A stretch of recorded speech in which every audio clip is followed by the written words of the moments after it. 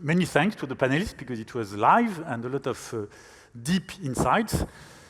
Optimism, I take that. I think we have a lot around information, the quality of the information, the facts, anything we can document, the fact that we should trust the information not only on the design but how it is installed. I think, John, you mentioned it. Sometimes there is a gap.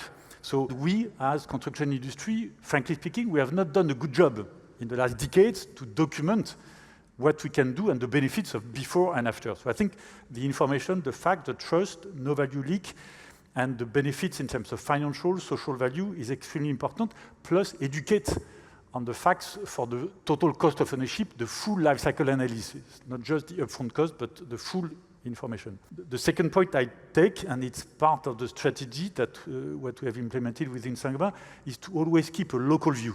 Because anything that could be EU level, world level, UN level, or national level is very disconnected from the ground. So I got it from you, Mr. Mayor, but how to make sure that we have the granular view, it's extremely important. That doesn't mean that we can not move forward with a common language, but still make it well adapted to the local situation and the local communities. We have a topic around the time frame, and it's true that here also it's not one size fits all. If we talk about a data center for 30 years, if we talk for private home, if we talk about a commercial building, it's a different view, but the time frame is of the essence, and we need to educate on whether it's short-term, long-term. I continue to think, and it's maybe a bit my French background, that some incentives, some regulation could help. You can help a bit with the building code because it will raise the value of the building for everyone. We could have some incentives. For instance, in the US right now, there are 14 states that gives incentives locally for what they call fortified homes. Is a way to build better and stronger versus storm, tornadoes, hurricanes, hailstorm. And you have a tax incentive in Alabama if you have a better design. So I think it's important to have that kind of incentives of regulation, or the EPC in the UK, energy performance diagnosis across Europe. Part of the incentives could be, as you said, the public procurement. Do we have a strategic public procurement, or is it just the cheapest cost at the last minute? Thank you, Sarah, for the point on education. I think not only the architects, but we can continue to educate all the value chain. We brought an architect to the board of Saint-Gobain to educate ourselves on what is needed on the other side for the architect. Finally, I think, versus sometimes other industry, and maybe I will be a bit provocative. You have leaders across many industries that said, I want to be the leader on sustainability. We want to be the world leader on sustainable construction.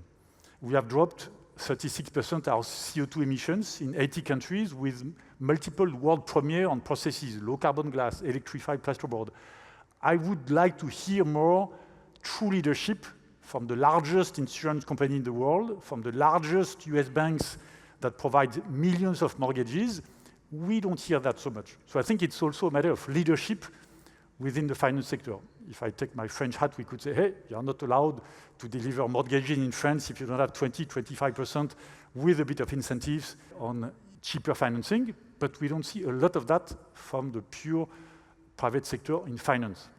We see that in France on some what we call mutualist banks that gives you a mortgage plus a cheaper mortgage to help on the energy performance renovation. So I think leadership in insurance, leadership in finance is something that we would like to hear more about in order to drive sustainable construction and care about the communities all those players, the local banks, the national banks, play.